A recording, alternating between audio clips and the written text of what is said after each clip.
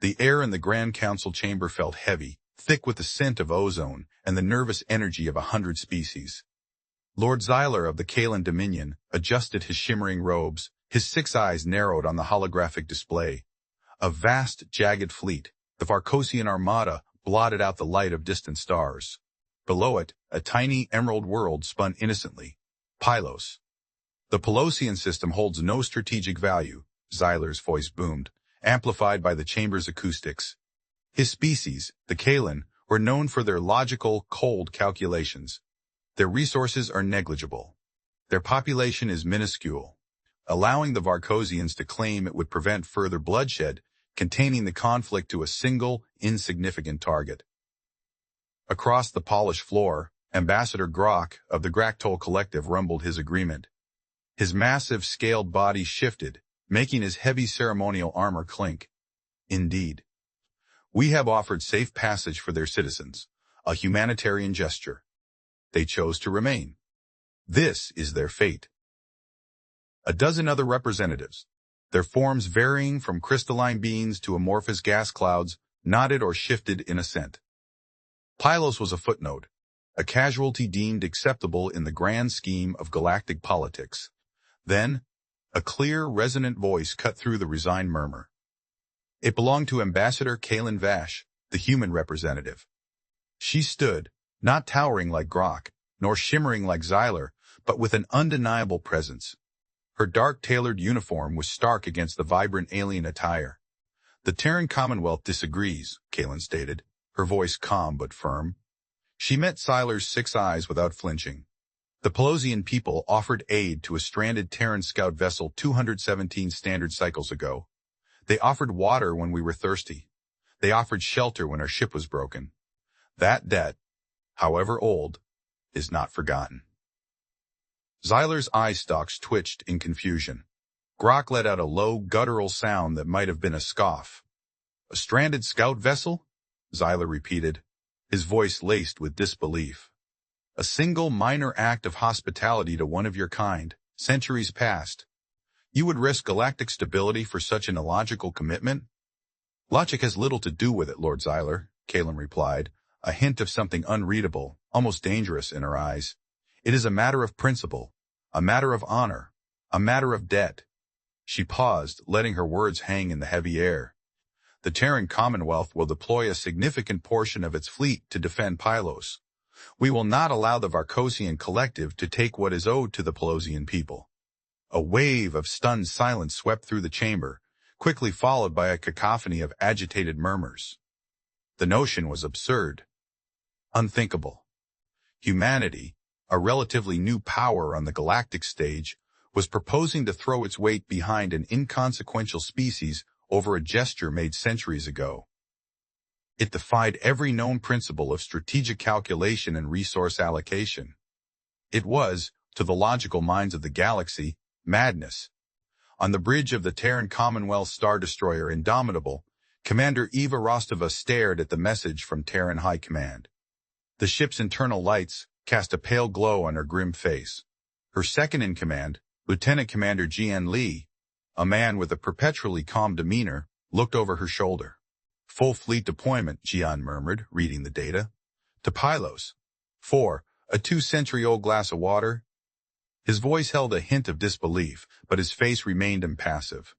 He was a good officer, loyal, but even he wrestled with the sheer scale of the mission. Eva tapped a finger on the display, a small gesture of her own internal struggle. It's more than a glass of water, Jian. It's about who we are. It's what Ambassador Vash calls the human way of business. She sighed, running a hand through her short, practical hair. But yes, we are committing 3 carrier groups, 5 destroyer squadrons, and a contingent of our best ground forces to defend a world that, strategically, is a dead end.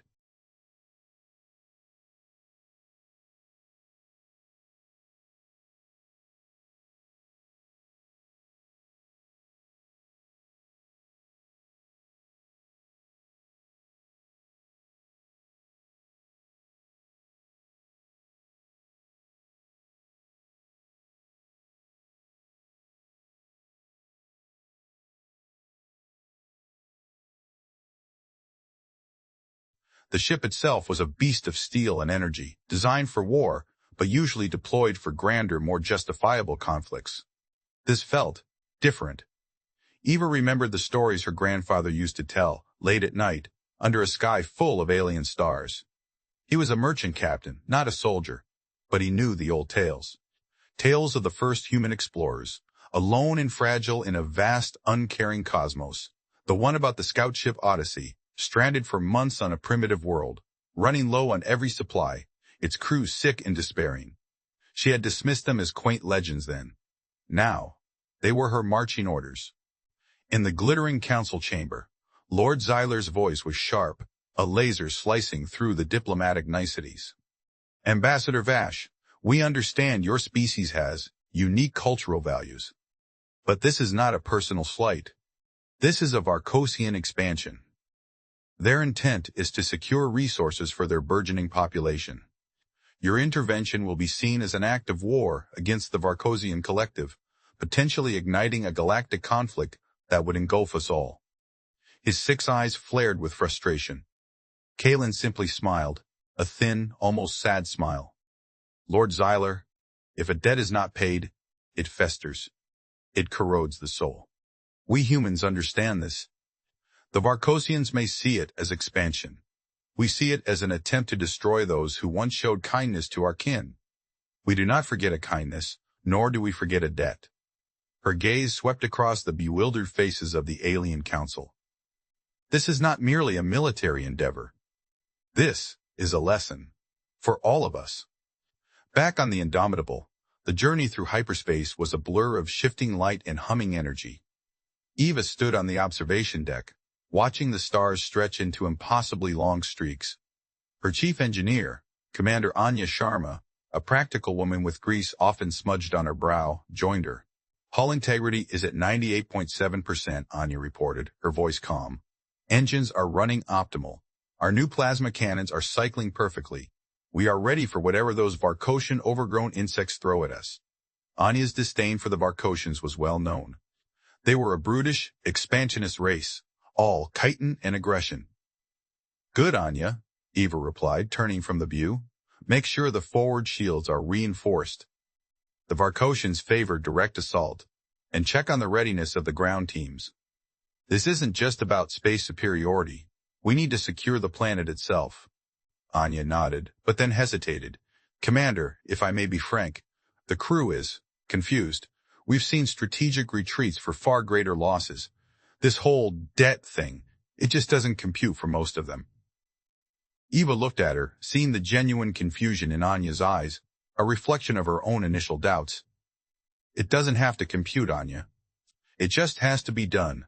We are human. We pay our debts, even the ones owed by those who came before us. It's part of our code. It is what makes us, us. She didn't expect Anya to fully understand, not yet. But she needed her crew to follow, to trust. Anya simply nodded, her expression still thoughtful. Understood, Commander. She turned to leave, but then paused. Still, I hope this debt is worth it. It feels like we're walking into a furnace for a campfire ember. The diplomatic channels of the Galactic Council buzzed with frantic communications. Lord Zyler, vexed by humanity's obstinacy, called for a private meeting with representatives from the Groktol Collective and the crystalline Zylery conglomerate. They are mad, Zyler declared, his 6 eyes narrowed to slits. The humans are truly mad. To commit such resources, to risk so much, for a sentimental notion. It is a sign of dangerous irrationality. If they act like this for a forgotten kindness, imagine what they would do if truly provoked. Ambassador Grok snorted, a plume of acrid smoke rising from his nostrils. Perhaps this is their cunning. They establish themselves as unpredictably loyal. Who would dare betray them? If a simple act of goodwill results in such overwhelming force directed at their enemies. It is not cunning, Grok, a soft, crystalline voice echoed from a hovering, multifaceted Zylery construct. It is, as Ambassador Vash stated, a principle. A deeply ingrained cultural directive. They are demonstrating their nature. They are showing us that their promises, however abstract, hold true. This is not less dangerous. It is more oft dangerous. It means their actions are not always driven by logic or immediate gain. They are driven by an internal code we do not share. A code that could lead them to unpredictable, overwhelming acts. The Xylari, known for their cold, detached logic and their ability to analyze patterns, seemed to genuinely fear this human trait. Meanwhile, on Pylos, the atmosphere was a mix of despair and growing, fragile hope. Elder Fim, leader of the Pylosian Council, a wizened creature with skin like ancient bark and eyes that held the wisdom of generations, watched the Varkosian fleet grow larger in their sky. Their own defenses were minimal, largely ceremonial. They were a peaceful people, devoted to art and philosophy, not war. The great balance has been disrupted, Elder Fim whispered to his aide, a younger Pylosian named Lyra, her large, gentle eyes filled with terror. We are but leaves in a storm. Then, the news came. Humanity, the distant, powerful Terran Commonwealth, was coming to defend them. Lyra relayed the message, her voice trembling with disbelief. Humans? Elder Fim's ancient eyes blinked slowly. The ones from the tale? The Odyssey? The Odyssey? He looked out at the sky, where the first tiny pinpricks of light that were the human fleet began to appear. After all this time? The memory was vague, a story passed down through generations, a small alien craft, broken and adrift. Its crew sick, their bodies weak from thirst and exposure. A handful of Pylosians, then living in simple communal dwellings, had offered them the purest spring water, fresh fruit, and a dry place to rest. It was a common act of Pylosian hospitality, given without thought of reward, to any creature in distress. They hadn't even known who the aliens were, or where they came from.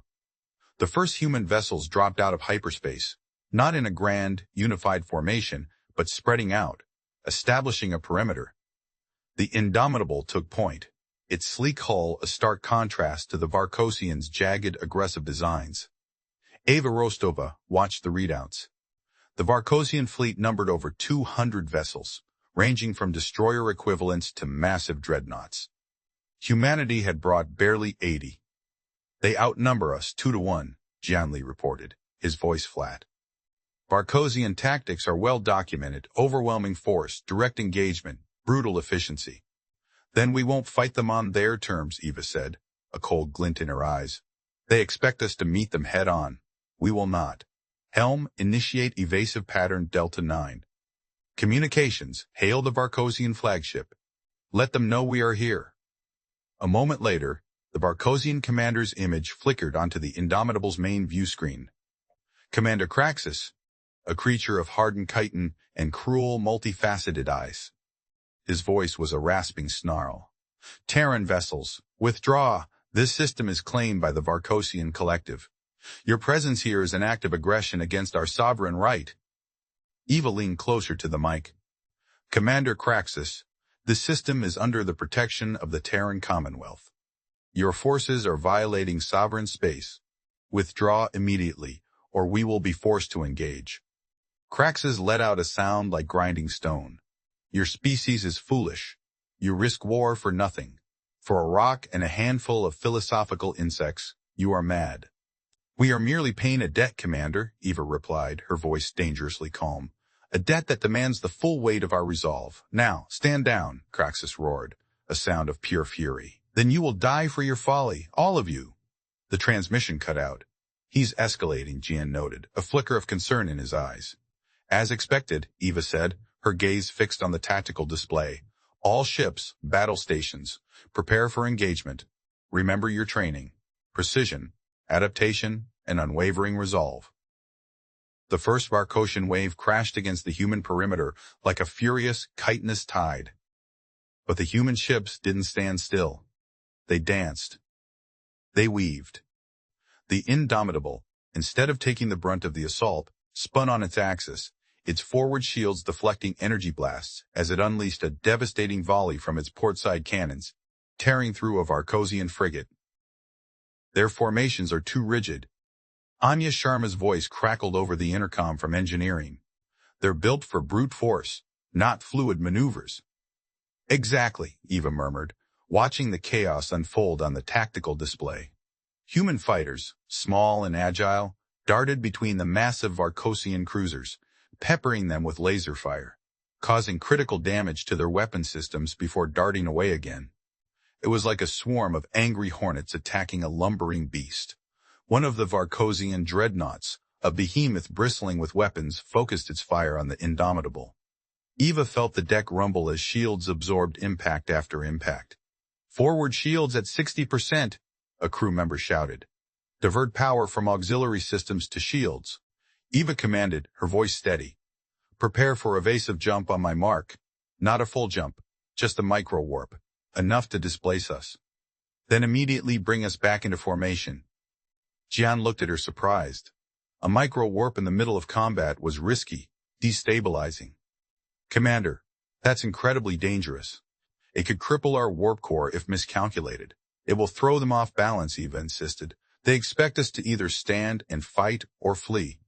They don't expect us to disappear and reappear 100 kilometers away. Do it." The Indomitable X simmered, a ripple of light distorting its form. Then it vanished. The Varkosian dreadnought's next volley sailed harmlessly through empty space. A moment later, the human destroyer reappeared, its weapons blazing, targeting the dreadnought's exposed flank. The Varkosian ship staggered, shields flickering wildly. On Pylos, Elder Fim and Lyra watched the battle from an observatory. They had never witnessed such destruction, such calculated violence. But it wasn't the Varkosians' brute force that shocked them. It was humanity's precise, almost artistic, resistance. The human ships moved like dancers, not warriors. "They are not simply fighting," Lyra whispered, her large eyes wide. "They are solving a puzzle." Elder Fim nodded slowly. "They are fighting with their minds, Lyra, as much as with their weapons. This is not the fury of the Varkosians. This is something else entirely." The Galactic Council meeting was in a frenzy. Ambassador Kalen Vash sat calmly, listening to the accusations and demands for her species' withdrawal. "The Terran Commonwealth's actions are reckless," shouted a squat, multi-limbed representative from the Trade Confederacy. "They are destroying trade routes, disrupting stability, all for a debt that cannot be quantified." "Ah, but it can be quantified," Kalen replied, her voice soft, but cutting through the noise. "It is quantified in the Pylosian lives saved. It is quantified in the principle that no good deed, no act of selfless generosity, goes unrewarded. It is quantified in the very soul of humanity." She stood up, her gaze commanding. "You speak of logic, of strategic value. We speak of honor. You speak of trade routes. We speak of bonds. The Varkosian collective respects only power. We show them a different kind of power. The power of a species that protects its friends, even when it is illogical to do so. Perhaps after this, they will think twice before trampling on kindness, however small." Her words struck a chord of unease in the council. They had always viewed humanity as an upstart, a curious anomaly. Now, they saw something deeper, something that threatened their neatly ordered, pragmatic view of the galaxy. This was not about resources. This was about a moral code they did not share, and thus, could not predict or control. Back on the Indomitable, the first phase of the battle was winding down. The Varkosians, disoriented by humanity's unconventional tactics, had pulled back to regroup. The human fleet, though outnumbered, had taken minimal damage. "Report," Eva commanded, her voice showing no hint of the adrenaline still coursing through her veins. 3 Varkosian frigates destroyed, 5 cruisers heavily damaged, 2 dreadnoughts retreating for repairs, Jian reported, a note of quiet triumph in his voice. "Human casualties, none. Ship damage, negligible." A collective sigh of relief went through the bridge crew. Eva allowed herself a small, brief smile. "Excellent. Let's see if Kraxus understands what he's up against yet." She turned to Anya Sharma, who had just entered the bridge from engineering, a smudge of grease on her cheek. "Anya, how are we holding up?" "As expected, Commander," Anya said, a rare grin on her face. "The Indomitable can take a punch, but the Varkosians will be back. They're too stubborn to admit defeat after one round." "I know," Eva replied, "and when they do, we'll be ready for them." She looked at the image of Pylos on the main screen, its emerald surface still shining. We need to get ground teams down there soon. The Varkosians are likely to attempt a planetary assault if they can't break our orbital defenses. The next few days were a tense lull. The Varkosian fleet reorganized, sending probes and skirmishers, testing the human perimeter. The humans used this time to prepare. Dropships began ferrying ground forces to Pylos, not just soldiers but engineers, medical teams, and logistical experts. On the ground, the Pylosians were still in a state of bewildered awe. Human soldiers, tall and often boisterous, mingled with the smaller, more serene Pylosians. A human sergeant, a burly woman named Sergeant Eva Rostova's mother, Sergeant Kira Hammers O'Connell, found herself supervising the construction of a field hospital near a Pylosian village. "All right, folks," Hammer called out, her voice gruff but kind, to a group of human engineers and a few curious Pylosians. "We need this medical bay up and running before the Varkosians decide to drop their big, ugly boots on our friends here. Pylosians, can you show us where the freshwater springs are? We'll need a steady supply." Elder Fim approached Hammer, his ancient eyes studying her with deep fascination. "You bring so much. Not just warriors, but healers, builders. Why? We gave so little so long ago." Hammer grinned, showing a gap between her front teeth. "Well, Elder, imagine you're dying of thirst in a desert. Someone hands you a bottle of water. You don't forget that, do you? Now, multiply that by a few hundred years and a whole lot of human stubbornness. We don't do things by halves, Elder. When we owe, we pay, with interest." She chuckled, then turned to a young human soldier who was trying to explain the rules of a simple card game to a group of bewildered Pylosian children. "And sometimes, we even bring board games." One of the Pylosian children, a small boy named Kith, offered Sergeant O'Connell a piece of strange, sweet fruit. Hammer took it, her smile widening. "Thank you, little one. Delicious." The boy's eyes brightened. Small gestures, bridging immense gaps. In a quiet moment, Eva Rostova herself went down to the surface, accompanied by Jian Li. She wanted to see the Pylosians, to understand the debt more directly. Elder Fim met them, his expression one of profound gratitude. "Commander Rostova," Elder Fim said, bowing his head slightly, "your species has done what no other would. We are deeply humbled. What was it that the human scout ship Odyssey did? What profound gift did we offer that warrants such devotion?" Eva looked at the Elder, then at the lush green landscape, the soft sounds of Pylosian life around them. "It was nothing grand, Elder Fim," she began, her voice soft. "Just water. And a place to rest. The Odyssey was damaged, its crew gravely ill. They were adrift, dying. Your ancestors, without knowing who they were, without asking for anything in return, gave them life. A simple gesture. But to a species that was then just finding its feet in the galaxy, a species that had faced so much hardship and indifference, that simple act of kindness meant everything. A flashback, brief and vivid, flashed in Eva's mind. A young human, gaunt and weak, lying on soft Pylosian moss. A small, gentle Pylosian offering a wooden cup filled with clear, cool water. The taste of life, pure and unadulterated. The warmth of a fire. The quiet, comforting presence of beings who asked for nothing but offered everything.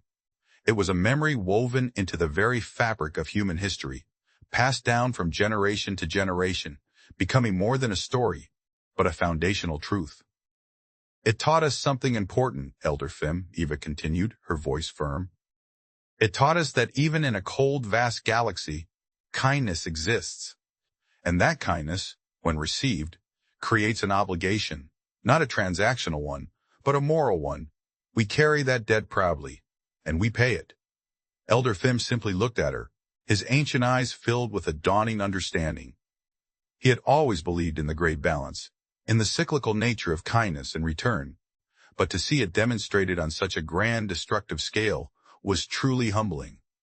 The Varkosians, their patience worn thin, launched their second, much larger assault. This time, they came with their full force, a wave of 200 vessels aimed directly at Pylos.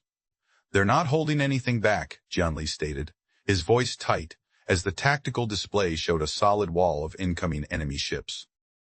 They're attempting to overwhelm us with sheer numbers. Eva Rostova's face was a mask of grim determination.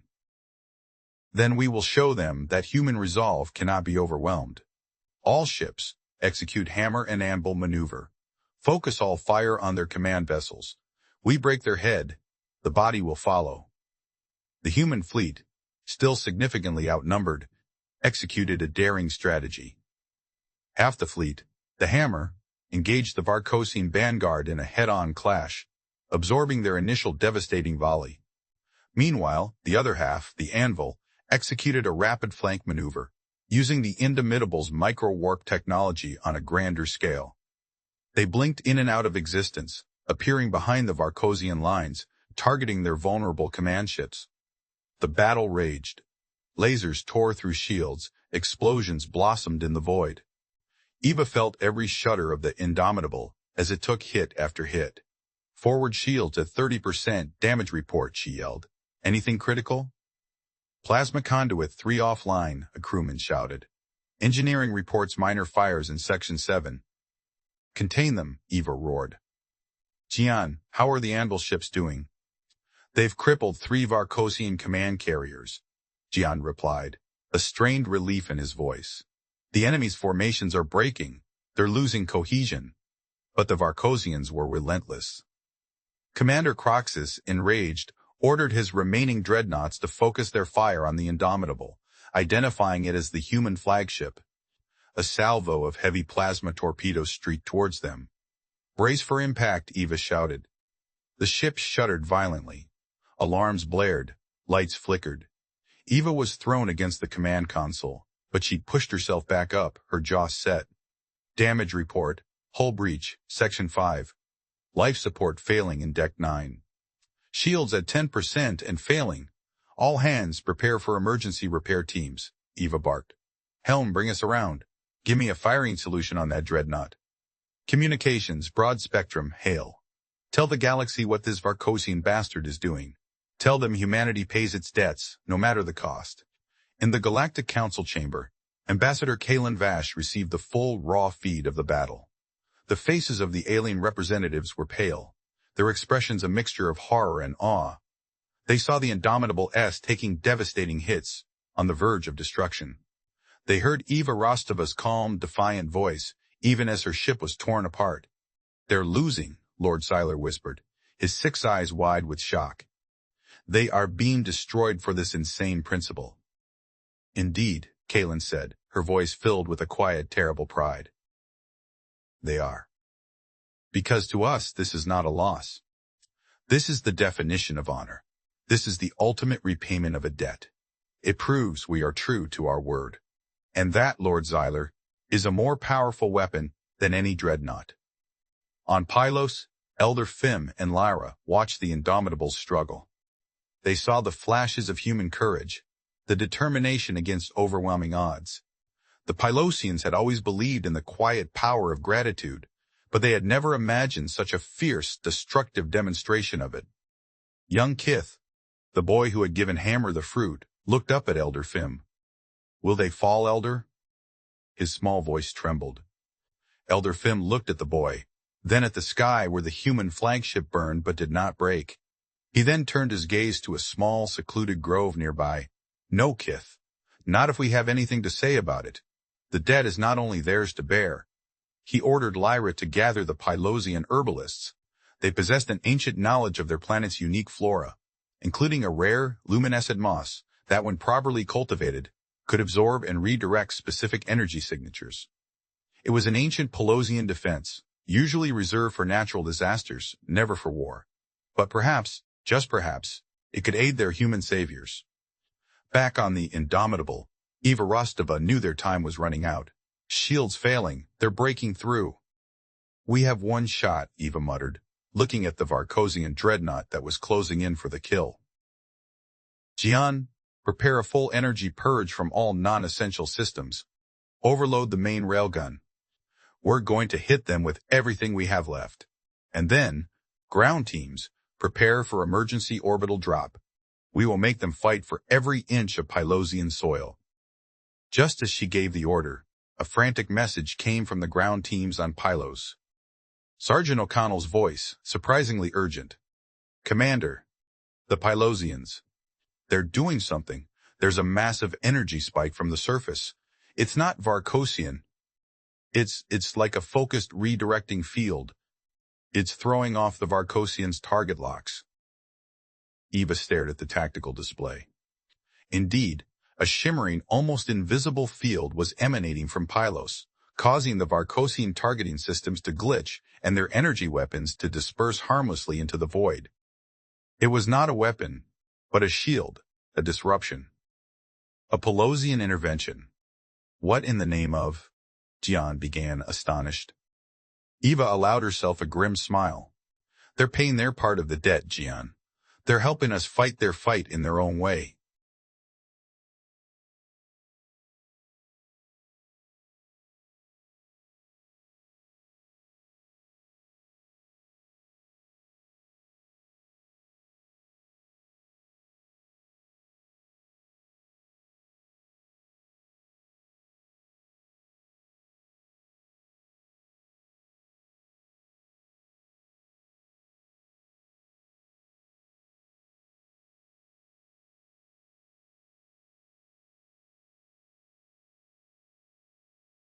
It bought humanity precious seconds.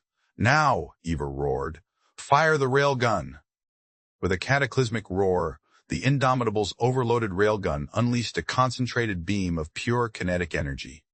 It ripped through the Varkosian dreadnought's already weakened shields, puncturing its bridge and tearing through its core. The massive ship exploded, a silent, terrible flower of fire in the void. The destruction of their flagship, coupled with the inexplicable, frustrating interference from the Pylosian surface, broke the Varkosian collective's will. The remaining forces, deprived of command and tactical cohesion, began to scatter, retreating in disarray. The fight was far from over, but the turning point had arrived. On the Indomitable's bridge, exhausted but exhilarated, the crew cheered. Eva sagged against the console, her shoulders slumping in relief. She looked at the image of Pylos, still shining, and felt a profound connection to the small, gentle beings below. The debt had been paid, and then some. The Galactic Council meeting that followed was a stark contrast to the previous ones. The air was no longer heavy with frustrated debates, but with a palpable sense of fear and dawning comprehension. The Varkosian representative, their chitin cracked and dull, sat in stunned silence. Lord Xyler, his 6 eyes no longer twitching in annoyance, but fixed with an unnerving intensity on Kalen Vash, spoke in a hushed tone. They committed all that, for a simple act of charity? Kalen nodded, her face serene. A simple act, Lord Xyler, that saved a species' future. To us there is no greater gift. And therefore no greater debt. Grok, the Grakthol ambassador, shifted uneasily. We do not understand this. This level of commitment, this dedication to an abstract principle, it is illogical. It is not illogical, Ambassador, Kalen corrected him, her voice ringing with quiet power. It is simply different from your logic. We humans believe that the true measure of a species is not how much it takes, but how much it gives. Not just in wealth or power, but in loyalty, in kindness, in honor. She paused, letting her gaze sweep across the assembly, locking eyes with each representative in turn. Consider this a warning, perhaps. A lesson. Humanity remembers its friends, and it remembers those who would harm its friends. We pay our debts, and we expect others to remember theirs. We do not forget a favor, and we never forget a slight. The chilling implication of her words settled like a cold mist over the council. Humanity fought not just for resources, not just for strategic advantage, but for intangible principles, for honor, for debt. This made them unpredictable, terrifyingly so. They were not merely a formidable military power. They were a moral force, driven by a code the galaxy could not fathom, and therefore could not control. On Pylos, days later, the human engineers worked with the Pylosian herbalists to understand the energy redirecting moss. The Pylosians, initially hesitant, were now open, eager to share their knowledge and to learn. Sergeant O'Connell found herself teaching Kith how to play a simplified game of chess, using stones and carved Pylosian seeds. Kith, with his bright, intelligent eyes, was a quick study. Elder Fim watched the exchanges, a quiet smile on his ancient face. The humans were loud and sometimes clumsy, but they were also genuine, their laughter echoing through the serene Pylosian glades.